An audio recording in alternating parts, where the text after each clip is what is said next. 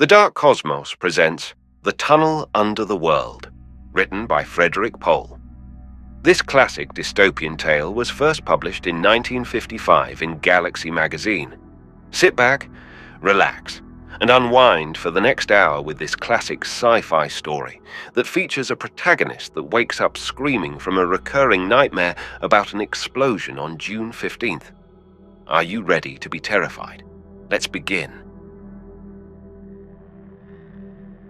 Chapter 1. On the morning of June 15th, Guy Burckhardt woke up screaming out of a dream. It was more real than any dream he had ever had in his life. He could still hear and feel the sharp, ripping metal explosion, the violent heave that had tossed him furiously out of bed, the searing wave of heat. He sat up convulsively and stared, not believing what he saw, at the quiet room and the bright sunlight coming in the window. He croaked, "Mary?" His wife was not in the bed next to him. The covers were tumbled and awry, as though she had just left it, and the memory of the dream was so strong that instinctively he found himself searching the floor to see if the dream explosion had thrown her down.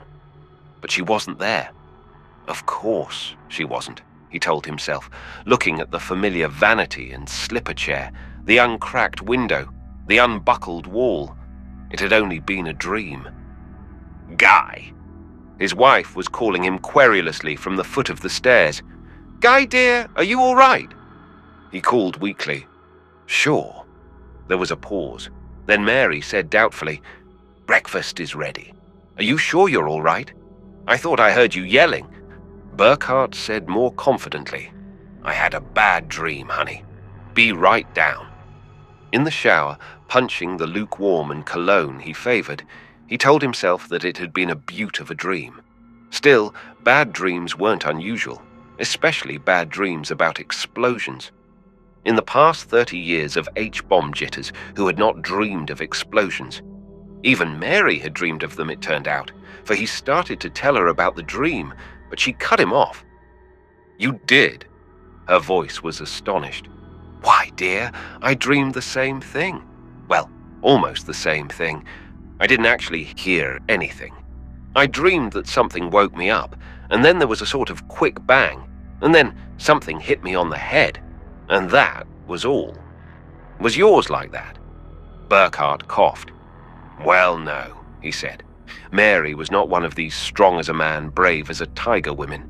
It was not necessary, he thought, to tell her all the little details of the dream that made it seem so real. No need to mention the splintered ribs and the salt bubble in his throat, and the agonized knowledge that this was death. He said, "Maybe there really was some kind of explosion downtown. Maybe we heard it, and it started us dreaming." Mary reached over and patted his hand absently. "Maybe," she agreed. "It's almost 8:30, dear. Shouldn't you hurry? You don't want to be late to the office." He gulped his food, kissed her, and rushed out, not so much to be on time as to see if his guess had been right. But downtown, Tylerton looked as it always had. Coming in on the bus, Burckhardt watched critically out the window, seeking evidence of an explosion. There wasn't any. If anything, Tylerton looked better than it ever had before. It was a beautiful, crisp day. The sky was cloudless, the buildings were clean and inviting. They had, he observed, steam-blasted the Power and Light building, the town's only skyscraper. That was the penalty of having Contro Chemicals' main plant on the outskirts of town. The fumes from the Cascade stills left their mark on stone buildings. None of the usual crowd were on the bus, so there wasn't anyone Burckhardt could ask about the explosion. And by the time he got out at the corner of 5th and Lehigh, and the bus rolled away with a muted diesel moan, he had pretty well convinced himself that it was all imagination. He stopped at the cigar stand in the lobby of his office building, but Ralph wasn't behind the counter. The man who sold him his pack of cigarettes was a stranger. "Where's Mr. Stebbins?" Burckhardt asked. The man said politely, "Sick, sir. He'll be in tomorrow. A pack of Marlins today?" "Chesterfields," Burckhardt corrected. "Certainly, sir," the man said.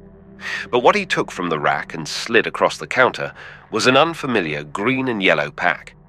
"Do try these, sir," he suggested. They contain an anti-cough factor.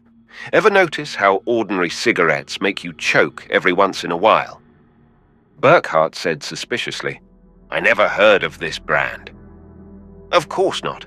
There's something new." Burckhardt hesitated, and the man said persuasively, "Look, try them out at my risk. If you don't like them, bring back the empty pack and I'll refund your money. Fair enough?" Burckhardt shrugged. "How can I lose? But give me a pack of Chesterfields too, will you?" He opened the pack and lit one while he waited for the elevator. They weren't bad, he decided, though he was suspicious of cigarettes that had the tobacco chemically treated in any way. But he didn't think much of Ralph's stand-in. It would raise hell with the trade at the cigar stand if the man tried to give every customer the same high-pressure sales talk. The elevator door opened with a low-pitched sound of music. Burckhardt and 2 or 3 others got in, and he nodded to them as the door closed. The thread of music switched off, and the speaker in the ceiling of the cab began its usual commercials. No, not the usual commercials, Burckhardt realized. He had been exposed to the captive audience commercials so long that they hardly registered on the outer ear anymore, but what was coming from the recorded program in the basement of the building caught his attention. It wasn't merely that the brands were mostly unfamiliar, it was a difference in pattern. There were jingles with an insistent, bouncy rhythm about soft drinks he had never tasted. There was a rapid patter dialogue between what sounded like 2 10-year-old boys about a candy bar, followed by an authoritative bass rumble. "Go right out and get a delicious Choco Bite, and eat your tangy Choco Bite all up. That's Choco Bite!" There was a sobbing female whine. "I wish I had a feckle freezer. I'd do anything for a feckle freezer." Burckhardt reached his floor and left the elevator in the middle of the last one. It left him a little uneasy. The commercials were not for familiar brands. There was no feeling of use and custom to them. But the office was happily normal, except that Mr. Barth wasn't in. Miss Mitkin, yawning at the reception desk, didn't know exactly why. "His home phoned, that's all. He'll be in tomorrow." "Maybe he went to the plant. It's right near his house." She looked indifferent. "Yeah." A thought struck Burckhardt. "But today is June 15th. It's quarterly tax return day. He has to sign the return." Miss Mitkin shrugged to indicate that that was Burkhart's problem, not hers. She returned to her nails.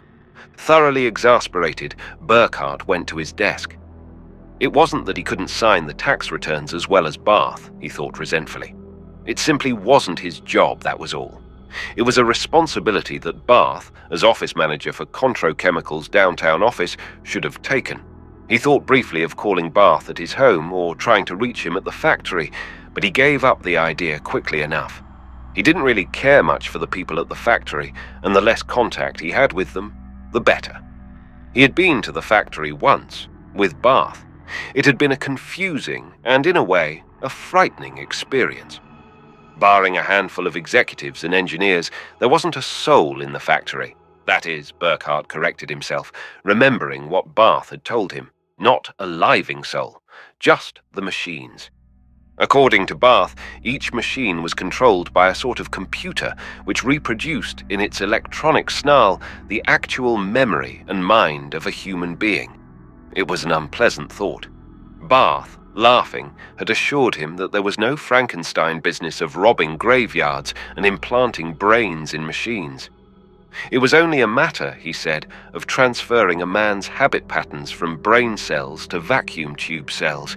It didn't hurt the man, and it didn't make the machine into a monster, but they made Burckhardt uncomfortable all the same. He put Barth and the factory, and all his other little irritations out of his mind, and tackled the tax returns. It took him until noon to verify the figures, which Barth could have done out of his memory and his private ledger in 10 minutes, Burckhardt resentfully reminded himself. He sealed them in an envelope and walked out to Miss Mitkin. "Since Mr. Barth isn't here, we'd better go to lunch in shifts," he said. "You can go first." "Thanks." Miss Mitkin languidly took her bag out of the desk drawer and began to apply makeup. Burckhardt offered her the envelope. Drop this in the mail for me, will you? Wait a minute. I wonder if I ought to phone Mr. Bath to make sure. Did his wife say whether he was able to take phone calls? Didn't say. Miss Mitkin blotted her lips carefully with a Kleenex. Wasn't his wife, anyway. It was his daughter who called and left the message. The kid? Burckhardt frowned. I thought she was away at school. She called. That's all I know. Burckhardt went back to his own office and stared distastefully at the unopened mail on his desk. He didn't like nightmares. They spoiled his whole day. He should have stayed in bed, like Bath. A funny thing happened on his way home. There was a disturbance at the corner where he usually caught his bus. Someone was screaming something about a new kind of deep freeze, so he walked an extra block. He saw the bus coming and started to trot, but behind him, someone was calling his name. He looked over his shoulder. A small, harried-looking man was hurrying toward him. Burckhardt hesitated and then recognized him. It was a casual acquaintance named Swanson. Burckhardt sourly observed that he had already missed the bus. He said, "Hello?" Swanson's face was desperately eager. "Burckhardt?" he asked inquiringly, with an odd intensity. And then he just stood there silently, watching Burckhardt's face, with a burning eagerness that dwindled to a faint hope and died to a regret. He was searching for something, waiting for something, Burckhardt thought. But whatever it was he wanted, Burckhardt didn't know how to supply it. Burckhardt coughed and said again, "Hello, Swanson." Swanson didn't even acknowledge the greeting. He merely sighed a very deep sigh. "Nothing doing," he mumbled, apparently to himself. He nodded abstractedly to Burckhardt and turned away. Burckhardt watched the slumped shoulders disappear in the crowd. It was an odd sort of day, he thought, and one he didn't much like. Things weren't going right. Riding home on the next bus, he brooded about it. It wasn't anything terrible or disastrous. It was something out of his experience entirely. You live your life, like any man, and you form a network of impressions and reactions. You will expect things. When you open your medicine chest, your razor is expected to be on the second shelf. When you lock your front door, you expect to have to give it a slight extra tug to make it latch. It isn't the things that are right and perfect in your life that make it familiar. It is the things that are just a little bit wrong. The sticking latch, the light switch at the head of the stairs that needs an extra push because the spring is old and weak, the rug that unfailingly skids underfoot. It wasn't just that things were wrong with the pattern of Burckhardt's life. It was that the wrong things were wrong. For instance, Bath hadn't come into the office, yet Bath always came in. Burckhardt brooded about it through dinner. He brooded about it, despite his wife's attempt to interest him in a game of bridge with the neighbors all through the evening. The neighbors were people he liked, Anne and Farley Denneman. He had known them all their lives, but they were odd and brooding too this night, and he barely listened to Denneman's complaints about not being able to get good phone service or his wife's comments on the disgusting variety of television commercials they had these days. Burckhardt was well on the way to setting an all-time record for continuous abstraction when, around midnight, with a suddenness that surprised him, he was strangely aware of it happening. He turned over in his bed and quickly and completely fell asleep. Chapter 2. On the morning of June 15th, Burckhardt woke up screaming. It was more real than any dream he had ever had in his life. He could still hear the explosion, feel the blast that crushed him against a wall. It did not seem right that he should be sitting bolt upright in bed in an undisturbed room. His wife came pattering up the stairs. "Darling," she cried, "what's the matter?" He mumbled, "Nothing. Bad dream." She relaxed, hand on heart. In an angry tone, she started to say, "You gave me such a shock." But a noise from outside interrupted her. There was a wail of sirens and a clang of bells. It was loud and shocking. The Burckharts stared at each other for a heartbeat, then hurried fearfully to the window. There were no rumbling fire engines in the street, only a small panel truck cruising slowly along. Flaring loudspeaker horns crowned its top. From them issued the screaming sound of sirens, growing in intensity, mixed with the rumble of heavy-duty engines and the sound of bells. It was a perfect record of fire engines arriving at a 4-alarm blaze. Burckhardt said in amazement, "Mary, that's against the law. Do you know what they're doing? They're playing records of a fire. What are they up to?" "Maybe it's a practical joke," his wife offered. "Joke? Waking up the whole neighborhood at 6 o'clock in the morning?" He shook his head. "The police will be here in 10 minutes, he predicted. Wait and see." But the police weren't. Not in 10 minutes, or at all. Whoever the pranksters in the car were, they apparently had a police permit for their games. The car took a position in the middle of the block and stood silent for a few minutes. Then there was a crackle from the speaker, and a giant voice chanted, "Feckle freezers! Feckle freezers! Gotta have a feckle freezer! Feckle, feckle, feckle, feckle, feckle, feckle." It went on and on. Every house on the block had faces staring out of windows by then. The voice was not merely loud, it was nearly deafening. Burckhardt shouted to his wife over the uproar, "What the hell is a feckle freezer?" "Some kind of a freezer, I guess, dear," she shrieked back unhelpfully. Abruptly, the noise stopped, and the truck stood silent. It was still misty morning. The sun's rays came horizontally across the rooftops. It was impossible to believe that, a moment ago, the silent block had been bellowing the name of a freezer. "A crazy advertising trick," Burckhardt said bitterly.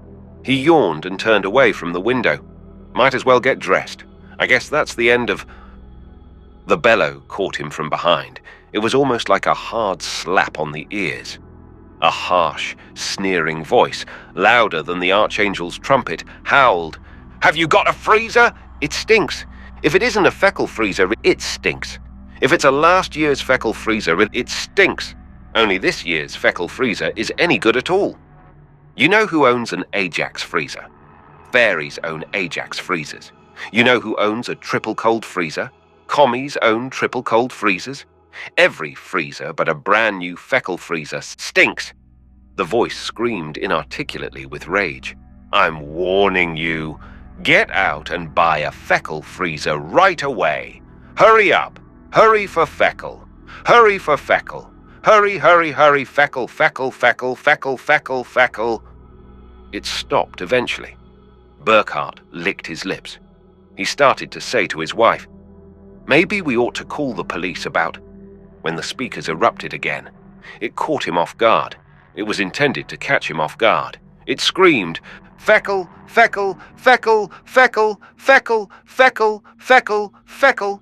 Cheap freezers ruin your food. You'll get sick and throw up. You'll get sick and die. Buy a feckle, feckle, feckle, feckle. Ever take a piece of meat out of the freezer you've got and see how rotten and moldy it is? Buy a feckle, feckle, feckle, feckle, feckle. Do you want to eat rotten, stinking food? Or do you want to wise up and buy a feckle, feckle, feckle?" That did it.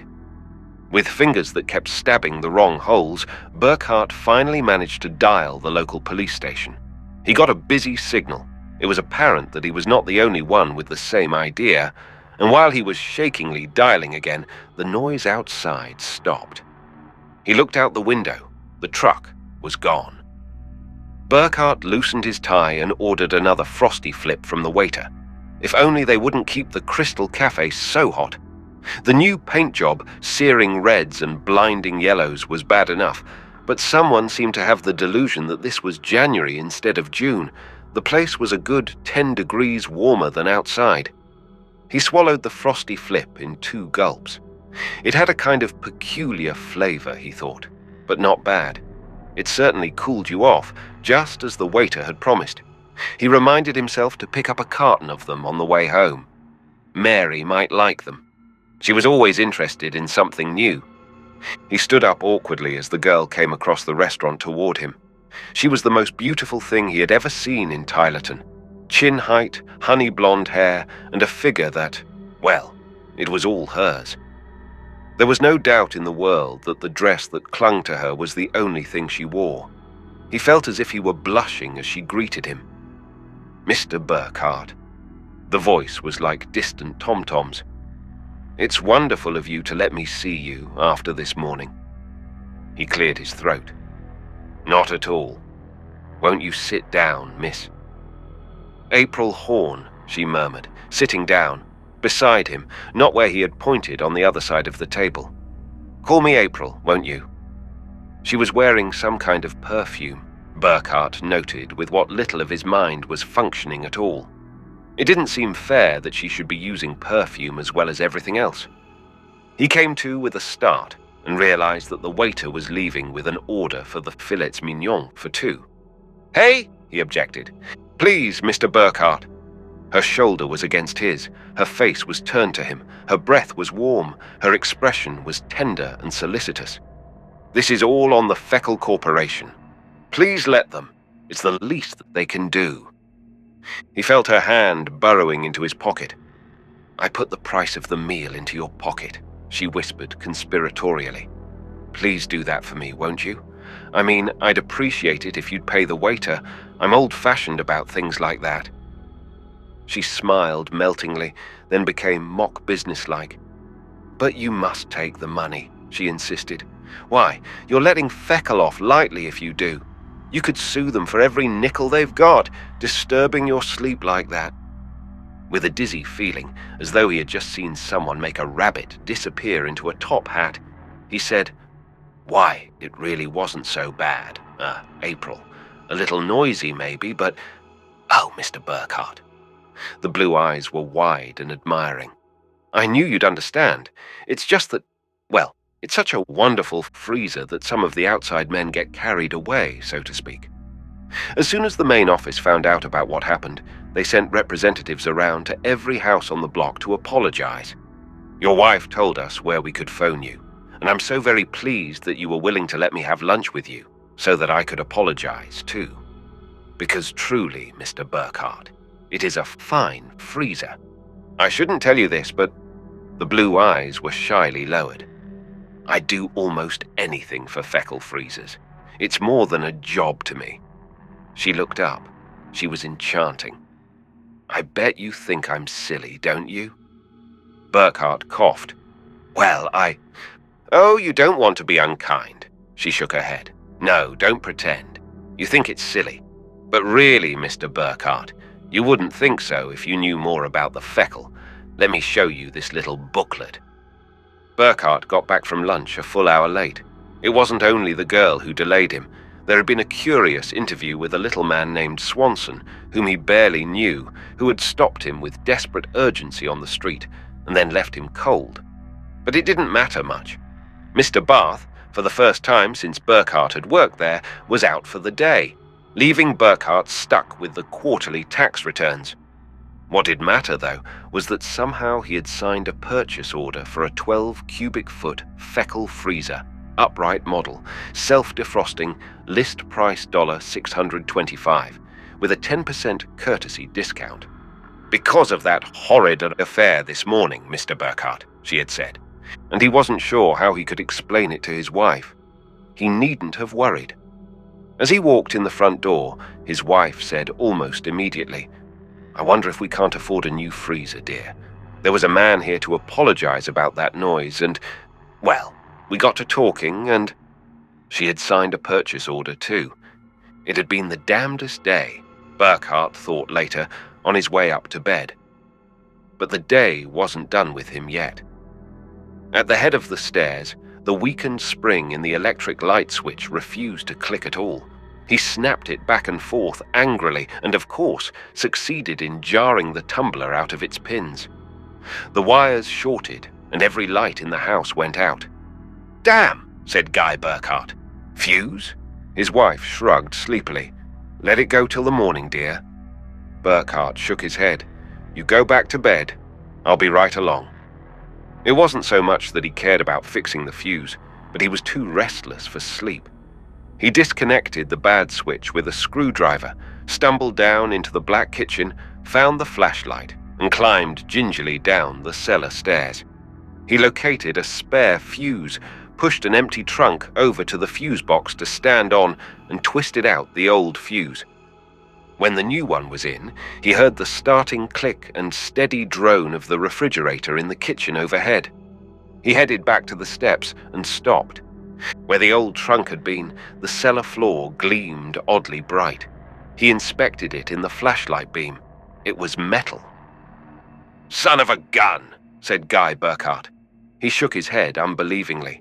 He peered closer, rubbed the edges of the metallic patch with his thumb, and acquired an annoying cut. The edges were sharp. The stained cement floor of the cellar was a thin shell. He found a hammer and cracked it off in a dozen spots. Everywhere was metal. The whole cellar was a copper box. Even the cement brick walls were false fronts over a metal sheath. Baffled, he attacked one of the foundation beams. That, at least, was real wood. The glass in the cellar windows was real glass. He sucked his bleeding thumb and tried the base of the cellar stairs. Real wood. He chipped at the bricks under the oil burner. Real bricks. The retaining walls, the floor, they were faked. It was as though someone had shored up the house with a frame of metal and then laboriously concealed the evidence. The biggest surprise was the upside-down boat hull that blocked the rear half of the cellar, relic of a brief home workshop period that Burckhardt had gone through a couple of years before. From above, it looked perfectly normal. Inside, though, where there should have been thwarts and seats and lockers, there was a mere tangle of braces, rough and unfinished. "But I built that!" Burckhardt exclaimed, forgetting his thumb. He leaned against the hull dizzily, trying to think this thing through.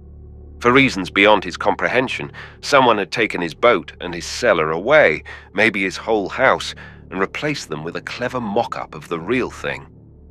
"That's crazy," he said to the empty cellar. He stared around in the light of the flash. He whispered, "What in the name of heaven would anybody do that for?" Reason refused an answer.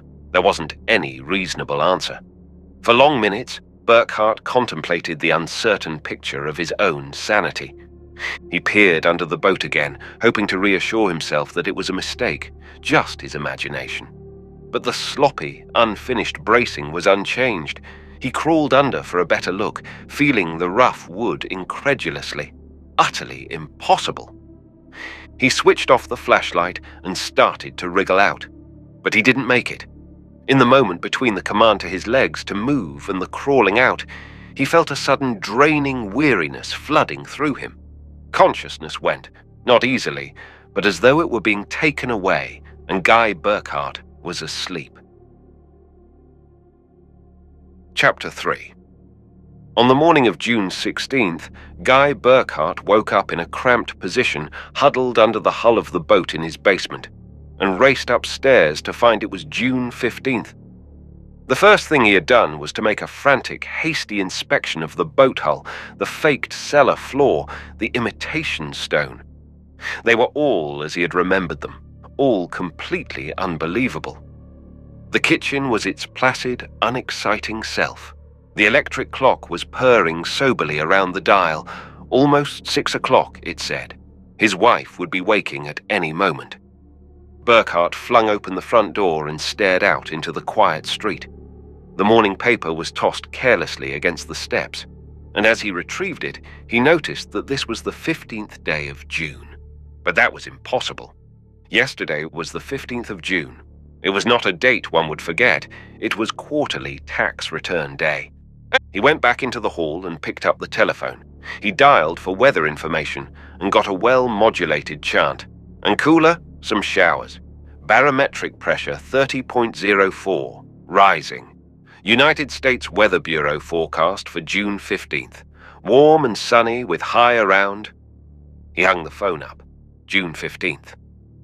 Holy heaven, Burckhardt said prayerfully. Things were very odd indeed. He heard the ring of his wife's alarm and bounded up the stairs. Mary Burckhardt was sitting upright in bed with the terrified, uncomprehending stare of someone just waking out of a nightmare. "Oh!" she gasped as her husband came in the room. "Darling, I just had the most terrible dream. It was like an explosion and—" "Again?" Burckhardt asked, not very sympathetically. "Mary, something's funny. I knew there was something wrong all day yesterday, and he went on to tell her about the copper box that was the cellar and the odd mock-up someone had made of his boat. Mary looked astonished, then alarmed, then placatory and uneasy. She said, "Dear, are you sure? Because I was cleaning that old trunk out just last week, and I didn't notice anything." "Positive," said Guy Burckhardt. "I dragged it over to the wall to step on it to put a new fuse in after we blew the lights out, and—" "After we what?" Mary was looking more than merely alarmed. "After we blew the lights out. You know, when the switch at the head of the stairs stuck, I went down to the cellar and—" Mary sat up in bed. "Guy, the switch didn't stick. I turned out the lights myself last night." Burckhardt glared at his wife. "Now I know that you didn't. Come here and take a look." He stalked out to the landing and dramatically pointed to the bad switch, the one that he had unscrewed and left hanging the night before. Only it wasn't. It was as it had always been. Unbelieving, Burckhardt pressed it, and the lights sprang up in both halls. Mary, looking pale and worried, left him to go down to the kitchen and start breakfast. Burckhardt stood staring at the switch for a long time. His mental processes were gone beyond the point of disbelief and shock. They simply were not functioning. He shaved and dressed and ate his breakfast in a state of numb introspection. Mary didn't disturb him. She was apprehensive and soothing. She kissed him goodbye as he hurried out to the bus without another word. Miss Mitkin, at the reception desk, greeted him with a yawn. "Morning," she said drowsily. "Mr. Barth won't be in today." Burckhardt started to say something, but checked himself. She would not know that Barth hadn't been in yesterday either, because she was tearing a June 14th pad off her calendar to make way for the new June 15th sheet. He staggered to his own desk and stared unseeingly at the morning's mail. It had not even been opened yet, but he knew that the factory distributor's envelope contained an order for 20,000 feet of the new acoustic tile, and the one from Feinbeck & Sons was a complaint. After a long while, he forced himself to open them. They were. By lunchtime, driven by a desperate sense of urgency, Burckhardt made Miss Mitkin take her lunch hour first. The June 15th that was yesterday, he had gone first. She went, looking vaguely worried about his strained insistence, but it made no difference to Burckhardt's mood. The phone rang, and Burckhardt picked it up abstractedly. "Contro Chemicals downtown, Burckhardt speaking." The voice said, "This is Swanson," and stopped. Burckhardt waited expectantly, but that was all. He said, "Hello?" Again the pause. Then Swanson asked in sad resignation, "Still nothing, eh?" "Nothing what?" "Swanson, is there something you want? You came up to me yesterday and went through this routine. You—" The voice crackled. "Burckhardt? Oh my good heavens, you remember? Stay right there. I'll be down in half an hour." "What's this all about?" "Never mind," the little man said exultantly. "Tell you about it when I see you. Don't say any more over the phone. Somebody may be listening. Just wait there. Say, 'Hold on a minute. Will you be alone in the office?'" "Well, no.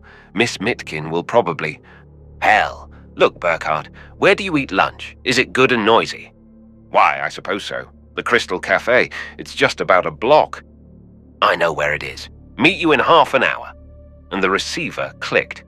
The Crystal Cafe was no longer painted red, but the temperature was still up, and they had added piped-in music interspersed with commercials. The advertisements were for Frosty Flip, Marlin cigarettes. "They're sanitized," the announcer purred, and something called Choco Bite candy bars that Burckhardt couldn't remember ever having heard of before. But he heard more about them quickly enough. While he was waiting for Swanson to show up, a girl in the cellophane skirt of a nightclub cigarette vendor came through the restaurant with a tray of tiny, scarlet-wrapped candies. "Choco Bites are tangy," she was murmuring as she came close to his table. "Choco Bites are tangier than tangy." Burckhardt, intent on watching for the strange little man who had phoned him, paid little attention. But as she scattered a handful of the confections over the table next to his, smiling at the occupants, he caught a glimpse of her and turned to stare. "Why, Miss Horn?" he said. The girl dropped her tray of candies. Burckhardt rose, concerned over the girl. "Is something wrong?" But she fled. The manager of the restaurant was staring suspiciously at Burckhardt, who sank back in his seat and tried to look inconspicuous. He hadn't insulted the girl. Maybe she was just a very strictly reared young lady, he thought, in spite of the long, bare legs under the cellophane skirt. And when he addressed her, she thought he was a masher. Ridiculous idea. Burckhardt scowled uneasily and picked up his menu. "Burckhardt!" It was a shrill whisper. Burckhardt looked up over the top of his menu, startled.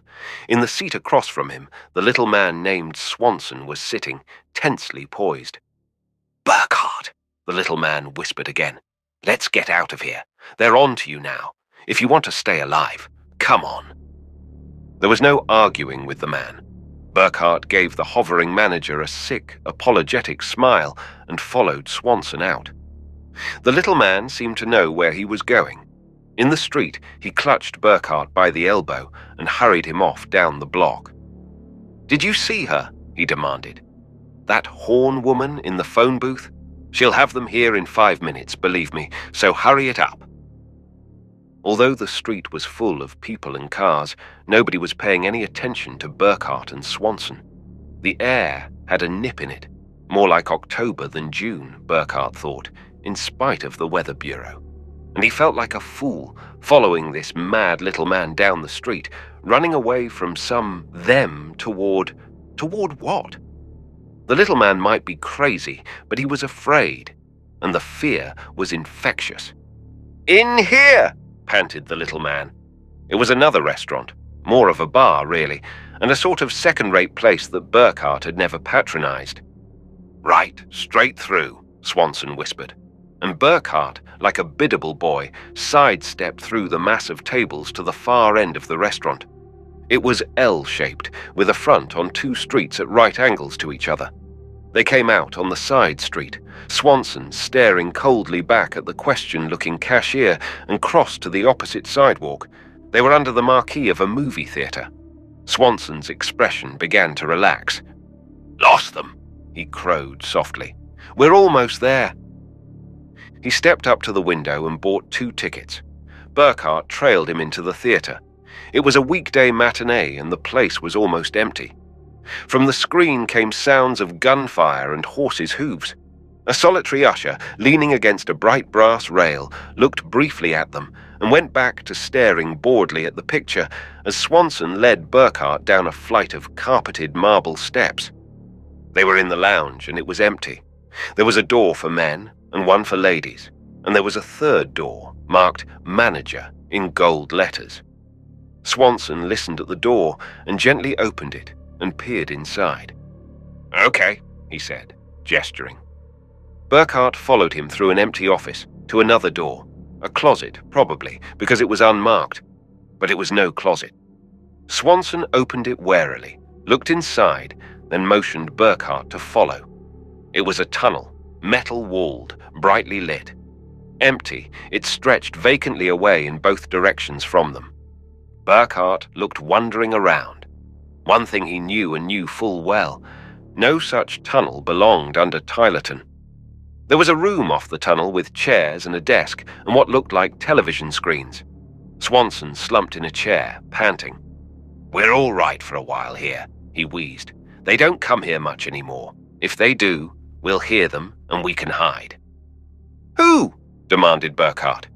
The little man said, "Martians." His voice cracked on the word, and the life seemed to go out of him.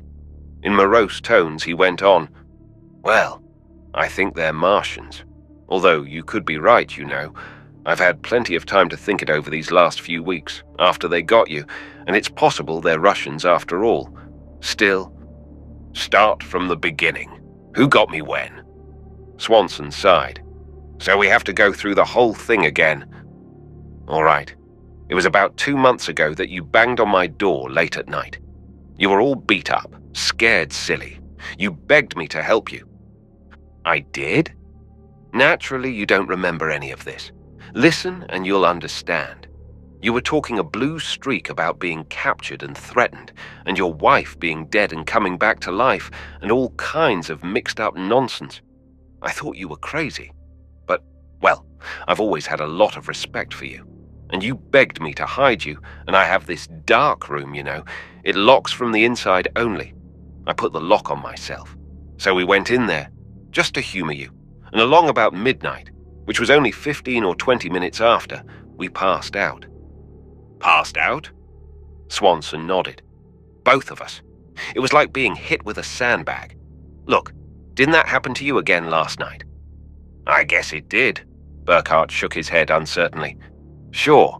And then all of a sudden we were awake again. And you said you were going to show me something funny, and we went out and bought a paper. And the date on it was June 15th. June 15th? But that's today. I mean, you got it, friend. It's as always today. It took time to penetrate. Burckhardt said wonderingly, You've hidden out in that darkroom for how many weeks? How can I tell? 4 or 5, maybe. I lost count, and every day the same, always the 15th of June, always my landlady, Mrs. Kiefer, is sweeping the front steps, always the same headline in the papers at the corner. It gets monotonous, friend.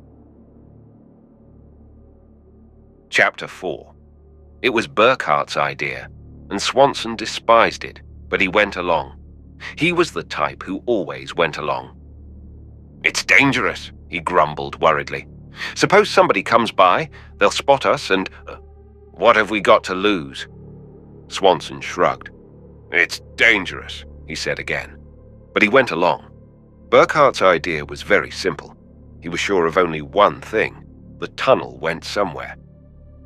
Martians or Russians, fantastic plot or crazy hallucination, whatever was wrong with Tylerton had an explanation, and the place to look for it was at the end of the tunnel.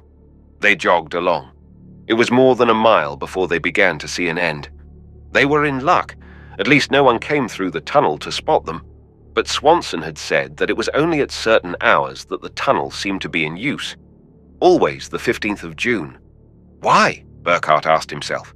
Never mind the how. Why? And falling asleep, completely involuntarily. Everyone at the same time, it seemed. And not remembering, never remembering anything, Swanson had said how eagerly he saw Burckhardt again, the morning after Burckhardt had incautiously waited 5 minutes too many before retreating into the dark room. When Swanson had come to, Burckhardt was gone. Swanson had seen him in the street that afternoon, but Burckhardt had remembered nothing, and Swanson had lived his mouse's existence for weeks, hiding in the woodwork at night, stealing out by day to search for Burckhardt in pitiful hope, scurrying around the fringe of life, trying to keep from the deadly eyes of them. Them. One of them was the girl named April Horn. It was by seeing her walk carelessly into a telephone booth and never come out that Swanson had found the tunnel.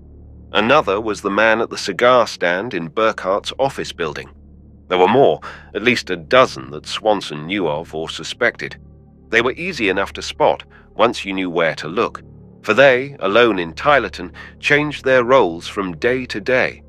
Burckhardt was on that 8:51 bus, every morning of every day that was June 15 the 8th, never different by a hair or a moment. But April Horn was sometimes gaudy in the cellophane skirt, giving away candy or cigarettes, sometimes plainly dressed, sometimes not seen by Swanson at all. Russians? Martians? Whatever they were, what could they be hoping to gain from this mad masquerade? Burckhardt didn't know the answer, but perhaps it lay beyond the door at the end of the tunnel. They listened carefully and heard distant sounds that could not quite be made out, but nothing that seemed dangerous. They slipped through. And through a wide chamber and up a flight of steps, they found they were in what Burckhardt recognized as the Contro Chemicals plant. Nobody was in sight. By itself, that was not so very odd. The automatized factory had never had very many persons in it. But Burckhardt remembered from his single visit the endless, ceaseless busyness of the plant, the valves that opened and closed, The vats that emptied themselves and filled themselves and stirred and cooked and chemically tasted the bubbling liquids they held inside themselves. The plant was never populated, but it was never still. Only now it was still. Except for the distant sounds, there was no breath of life in it. The captive electronic minds were sending out no commands. The coils and relays were at rest. Burckhardt said, "Come on." Swanson reluctantly followed him through the tangled aisles of stainless steel columns and tanks. They walked as though they were in the presence of the dead. In a way they were, for what were the automatons that once had run the factory, if not corpses? The machines were controlled by computers that were really not computers at all, but the electronic analogues of living brains. And if they were turned off, were they not dead? For each had once been a human mind. Take a master petroleum chemist, infinitely skilled in the separation of crude oil into its fractions. Strap him down, probe into his brain with searching electronic needles. The machine scans the patterns of the mind, translates what it sees into charts and sin waves. Impress these same waves on a robot computer and you have your chemist, or 1,000 copies of your chemist if you wish, with all of his knowledge and skill and no human limitations at all. Put 12 copies of him into a plant and they will run it all, 24 hours a day, 7 days of every week, never tiring, never overlooking anything, never forgetting. Swanson stepped up closer to Burckhardt. "I'm scared," he said. They were across the room now, and the sounds were louder. They were not machine sounds, but voices. Burckhardt moved cautiously up to a door and dared to peer around it. It was a smaller room, lined with television screens, each one, 12 or more at least, with a man or woman sitting before it, staring into the screen and dictating notes into a recorder. The viewers dialed from scene to scene. No two screens ever showed the same picture. The pictures seemed to have little in common. One was a store, where a girl dressed like April Horn was demonstrating home freezers. One was a series of shots of kitchens. Burckhardt caught a glimpse of what looked like the cigar stand in his office building. It was baffling, and Burckhardt would have loved to stand there and puzzle it out, but it was too busy a place. There was the chance that someone would look their way or walk out and find them. They found another room. This one was empty. It was an office, large and sumptuous. It had a desk littered with papers. Burckhardt stared at them, briefly at first. Then, as the words on one of them caught his attention with incredulous fascination, he snatched up the topmost sheet, scanned it, and another, while Swanson was frenziedly searching through the drawers. Burckhardt swore unbelievingly and dropped the papers to the desk. Swanson, hardly noticing, yelped with delight. "Look!" He dragged a gun from the desk. "And it's loaded, too!" Burckhardt stared at him blankly, trying to assimilate what he had read. Then, as he realized what Swanson had said, Burckhardt's eyes sparked. "Good man!" he cried. "We'll take it. We're getting out of here with that gun, Swanson, and we're going to the police. Not the cops in Tylerton, but the FBI, maybe. Take a look at this." The sheaf he handed Swanson was headed, Test Area Progress Report. Subject, Marlin Cigarettes Campaign. It was mostly tabulated figures that made little sense to Burckhardt and Swanson, but at the end was a summary that said, although Test 47K3 pulled nearly double the number of new users of any of the other tests conducted, it probably cannot be used in the field because of local sound truck control ordinances. The tests in the 47K12 group were second best, and our recommendation is that retests be conducted in this appeal, testing each of the 3 best campaigns with and without the addition of sampling techniques. An alternative suggestion might be to proceed directly with the top appeal in the K12 series if the client is unwilling to go to the expense of additional tests.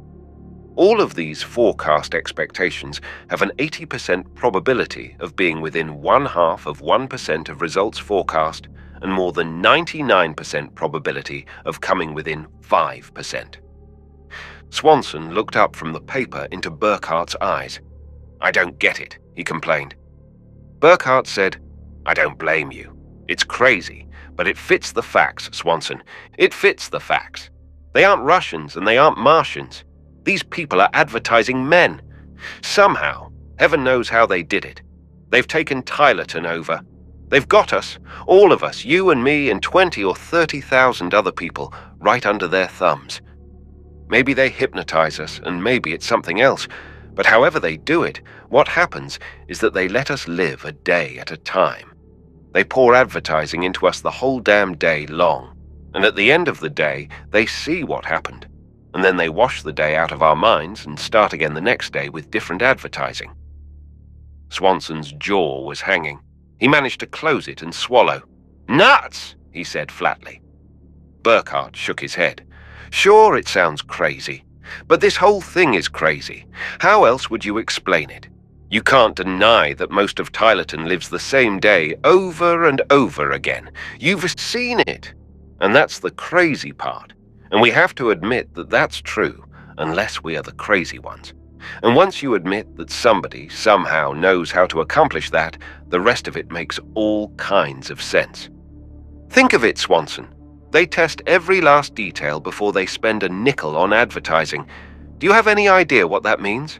Lord knows how much money is involved, but I know for a fact that some companies spend $20 or $30 million a year on advertising. Multiply it, say, by 100 companies. Say that every one of them learns how to cut its advertising cost by only 10%, and that's peanuts, believe me. If they know in advance what's going to work, they can cut their costs in half, maybe to less than half, I don't know. But that's saving $200 or $300 million a year, and if they pay only 10 or 20% of that for the use of Tylerton, it's still dirt cheap for them, and a fortune for whoever took over Tylerton. Swanson licked his lips. "You mean," he offered hesitantly, "that we're a kind of captive audience?" Burckhardt frowned. "Not exactly." He thought for a minute. "You know how a doctor tests something like penicillin? He sets up a series of little colonies of germs on gelatine discs, and he tries the stuff on one after another, changing it a little each time. Well, that's us. We're the germs, Swanson. Only it's even more efficient than that. They don't have to test more than one colony because they can use it over and over again." It was too hard for Swanson to take in. He only said, "What do we do about it?" "We go to the police. They can't use human beings for guinea pigs." "How do we get to the police?" Burckhardt hesitated. "I think," he began slowly. "Sure, this place is the office of somebody important. We've got a gun. We'll stay right here until he comes along, and he'll get us out of here." Simple and direct. Swanson subsided and found a place to sit against the wall, out of sight of the door. Burckhardt took up a position behind the door itself and waited. The wait was not as long as it might have been. Half an hour, perhaps. Then Burckhardt heard approaching voices and had time for a swift whisper to Swanson before he flattened himself against the wall. It was a man's voice, and a girl's. The man was saying, "Reason why you couldn't report on the phone? You're ruining your whole day's test. What the devil's the matter with you, Janet?" "I'm sorry, Mr. Dorchin," she said in a sweet, clear tone. "I thought it was important." The man grumbled. Important. One lousy unit out of 21,000. "But it's the Burckhardt one, Mr. Dorchin. Again. And the way he got out of sight, he must have had some help." All right. It doesn't matter, Janet. The Chocobite program is ahead of schedule anyhow. As long as you're this far, come on in the office and make out your worksheet. And don't worry about the Burckhardt business. He's probably just wandering around. We'll pick him up tonight and... They were inside the door. Burckhardt kicked it shut and pointed the gun. "That's what you think," he said triumphantly. It was worth the terrified hours, the bewildered sense of insanity, the confusion and fear. It was the most satisfying sensation Burckhardt had ever had in his life. The expression on the man's face was one he had read about, but never actually seen. Dorchin's mouth fell open and his eyes went wide, and though he managed to make a sound that might have been a question, it was not in words. The girl was almost as surprised, and Burckhardt, looking at her, knew why her voice had been so familiar. The girl was the one who had introduced herself to him as April Horn. Dorchin recovered himself quickly. "Is this the one?" he asked sharply. The girl said, "Yes." Dorchin nodded. "I take it back. You were right. You, Burckhardt, what do you want?" Swanson piped up. "Watch him! He might have another gun." "Search him then," Burckhardt said. "I'll tell you what we want, Dorchin. We want you to come along with us to the FBI and explain to them how you can get away with kidnapping 20,000 people. "Kidnapping?" Dorchin snorted. "That's ridiculous, man. Put that gun away. You can't get away with this." Burckhardt hefted the gun grimly. "I think I can." Dorchin looked furious and sick, but oddly not afraid. "Damn it!" He started to bellow, then closed his mouth and swallowed. "Listen," he said persuasively, "you're making a big mistake. I haven't kidnapped anybody, believe me." "I don't believe you," said Burckhardt bluntly. "Why should I?" "But it's true. Take my word for it." Burckhardt shook his head. "The FBI can take your word if they like. We'll find out. Now how do we get out of here?" Dorchin opened his mouth to argue. Burckhardt blazed. "Don't get in my way. I'm willing to kill you if I have to. Don't you understand that? I've gone through 2 days of hell, and every second of it I blame on you. Kill you. It would be a pleasure, and I don't have a thing in the world to lose. Get us out of here." Dorchin's face went suddenly opaque. He seemed about to move, but the blonde girl he had called Janet slipped between him and the gun. "Please," she begged Burckhardt. "You don't understand. You mustn't shoot." "Get out of my way." "But Mr. Burckhardt," she never finished.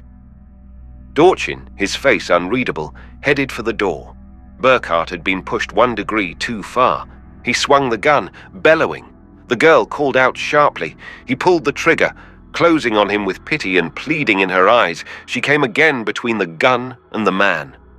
Burckhardt aimed low instinctively, to cripple, not to kill. But his aim was not good.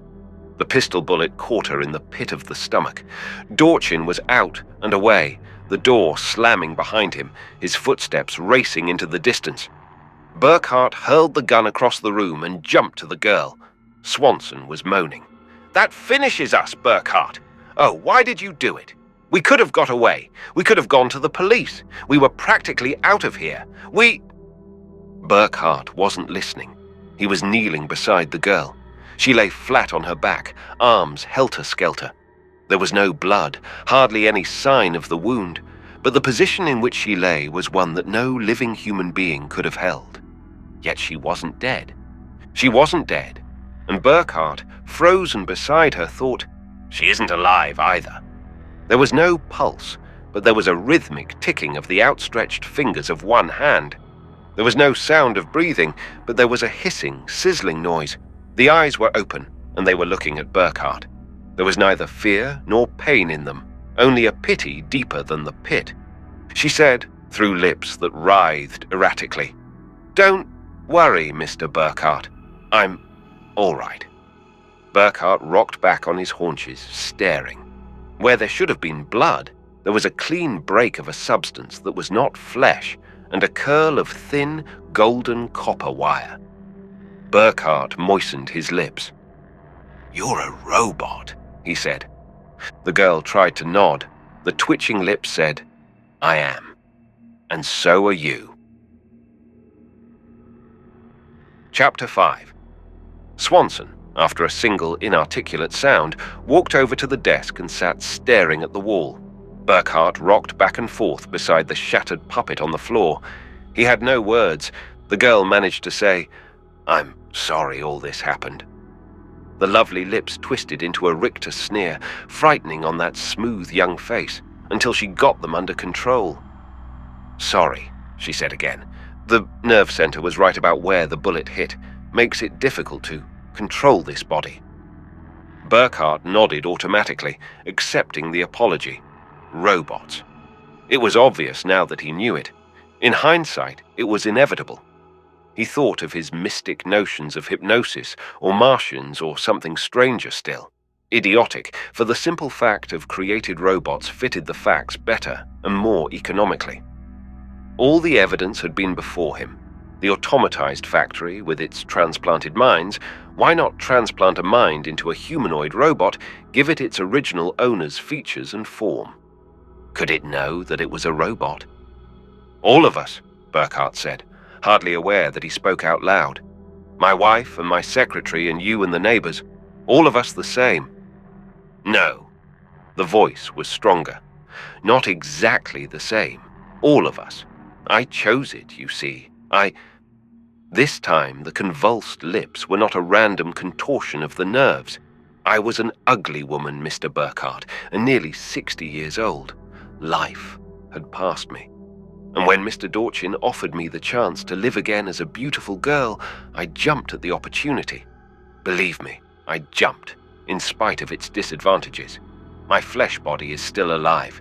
It is sleeping while I am here. I could go back to it, but I never do. And the rest of us? Different, Mr. Burckhardt. I work here. I'm carrying out Mr. Dorchin's orders, mapping the results of the advertising tests, watching you and the others live as he makes you live. I do it by choice, but you have no choice, because you see you are dead. Dead, cried Burckhardt. It was almost a scream. The blue eyes looked at him unwinkingly, and he knew that it was no lie. He swallowed, marveling at the intricate mechanisms that let him swallow and sweat and eat. He said, "Oh, the explosion in my dream." It was no dream. You are right. The explosion. That was real, and this plant was the cause of it. The storage tanks let go, and what the blast didn't get, the fumes killed a little later, but almost everyone died in the blast. 21,000 persons.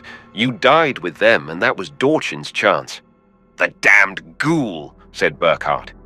The twisted shoulders shrugged with an odd grace. Why? You were gone, and you and all the others were what Dorchin wanted. A whole town, a perfect slice of America.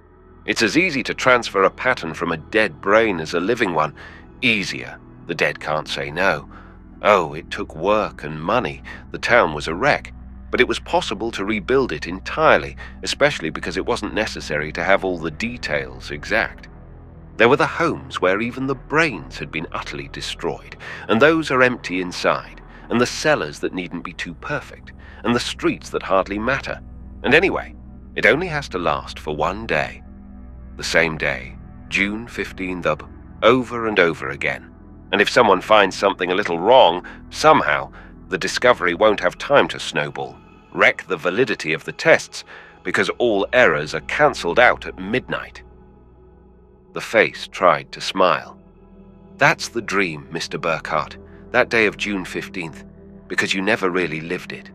It's a present from Mr. Dorchin, a dream that he gives you and then takes back at the end of the day, when he has all his figures on how many of you responded to what variation of which appeal, and the maintenance crews go down the tunnel to go through the whole city, washing out the new dream with their little electronic drains, and then the dream starts all over again.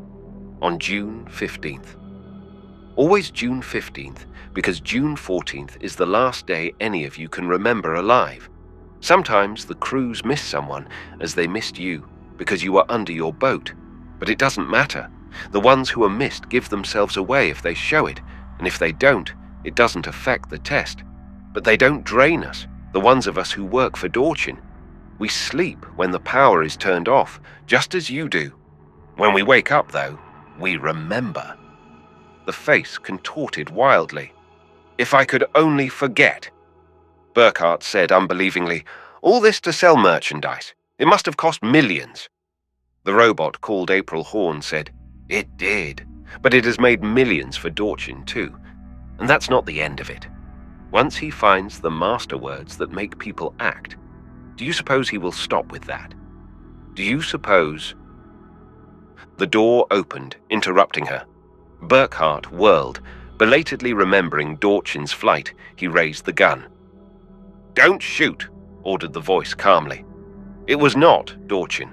It was another robot, this one not disguised with the clever plastics and cosmetics, but shining plain.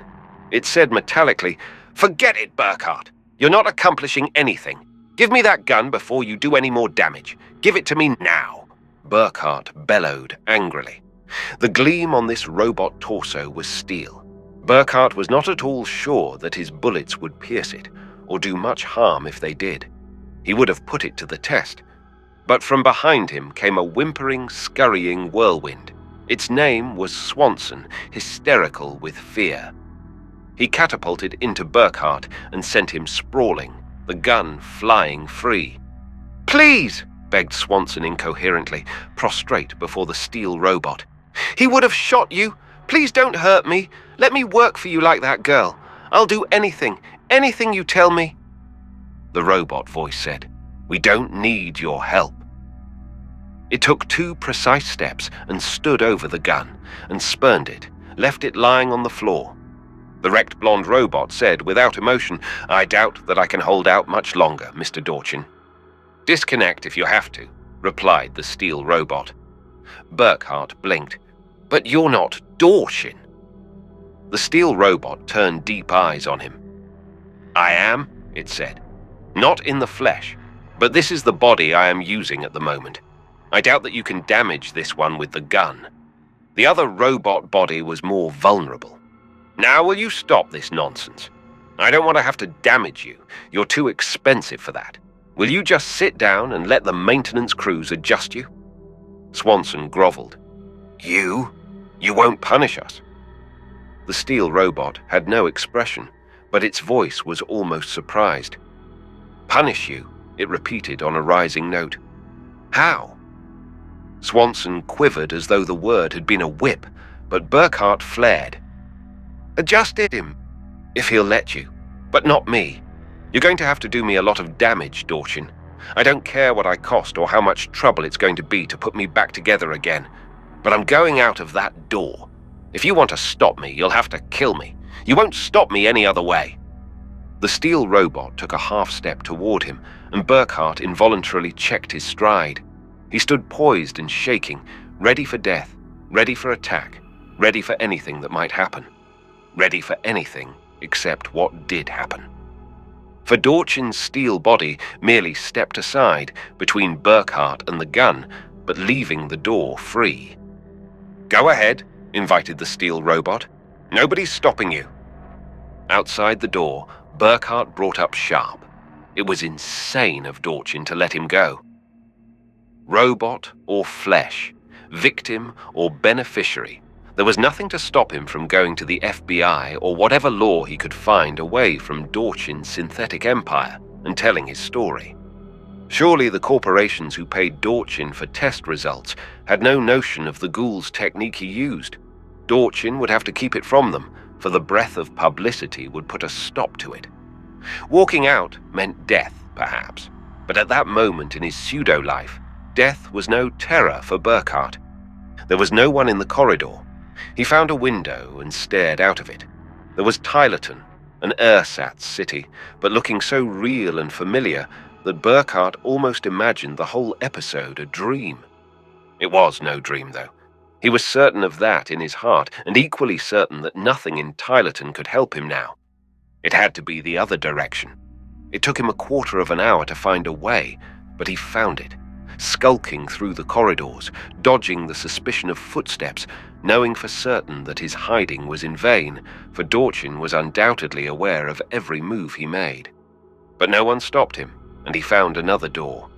It was a simple enough door from the inside, but when he opened it and stepped out, it was like nothing he had ever seen. First, there was light. Brilliant, incredible, blinding light. Burckhardt blinked upward, unbelieving and afraid. He was standing on a ledge of smooth, finished metal. Not a dozen yards from his feet, the ledge dropped sharply away. He hardly dared approach the brink, but even from where he stood, he could see no bottom to the chasm before him. And the gulf extended out of sight into the glare on either side of him.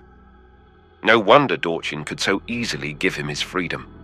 From the factory, there was nowhere to go, But how incredible this fantastic gulf, how impossible the 100 white and blinding suns that hung above. A voice by his side said inquiringly, "Burckhardt?" And thunder rolled the name, mutteringly soft, back and forth in the abyss before him. Burckhardt wet his lips. "Yes," he croaked. "This is Dorchin. Not a robot this time, but Dorchin in the flesh, talking to you on a hand mic. Now you have seen Burckhardt. Now will you be reasonable and let the maintenance crews take over?" Burckhardt stood paralyzed. One of the moving mountains in the blinding glare came toward him. It towered hundreds of feet over his head. He stared up at its top, squinting helplessly into the light. It looked like impossible. The voice in the loudspeaker at the door said, "Burckhardt," but he was unable to answer. A heavy, rumbling sigh. "I see," said the voice. "You finally understand. There's no place to go. You know it now. I could have told you, but you might not have believed me, so it was better for you to see it yourself.